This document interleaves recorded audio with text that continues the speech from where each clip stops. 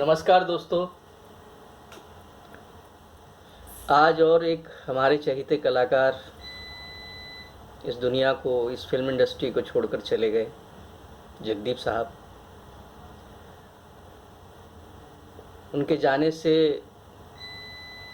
पूरी film industry शोक में है। वो ऐसे कलाकार थे जिन्होंने कॉमेडी को जन्म दिया और लोगों को हंसना, रोते रोते हंसना सिखाया। उनका मशहूर मशहूर किरदार है शोले फिल्म का सूरमा भोपाली, आप सबको याद ही होगा। 400 से ज़्यादा फिल्मों में काम किया उन्होंने और बतौर चाइल्ड एक्टर अपने फिल्मी करियर की शुरुआत की उन्होंने। उनका पूरा नाम सैयद इश्तियाक अहमद जाफरी था। मार्च 29, 1939 दतिया मध्य प्रदेश में उनका जन्म हुआ। बड़ा लंबा सफ़र रहा उनका फिल्म इंडस्ट्री में। जब वो छोटे थे 7-8 साल के, तभी मध्य प्रदेश दतिया से वो अपनी माताजी के साथ मुंबई आ गए और बी आर चोपड़ा जी की फिल्म अफसाना से उन्होंने अपने फिल्मी करियर की शुरुआत की और बहुत मशहूर डायरेक्टरों के साथ काम किया उन्होंने। 2 बीघा ज़मीन बिमल दा के साथ, गुरदत्त साहब के साथ, महबूब साहब के साथ, और न जाने कितने फिल्मी डायरेक्टर, बड़ी बड़ी हस्तियां। और वो अपने किरदार को जीवंत कर देते थे, बिल्कुल ऊर्जा डाल देते थे उसमें। मुझे हमेशा उनकी मुस्कुराहट याद आती है। हमेशा वो मुस्कुराते रहते थे।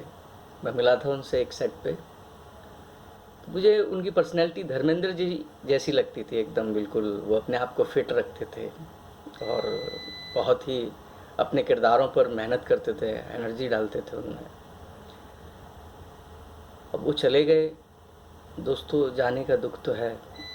मेरे एक और उस्ताद चले गए इस दुनिया से, जिनसे बहुत कुछ जानने समझने, और आप भी उनकी फिल्में देखेंगे तो आपको बहुत कुछ जानने और समझने को मिलेगा।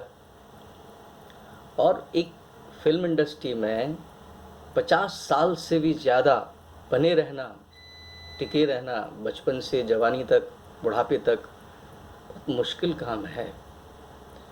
और ऐसा वही इंसान कर सकता है जो लगातार संघर्ष करता रहा हो, मेहनत करता रहा हो और अपने किरदार को जीता रहा हो।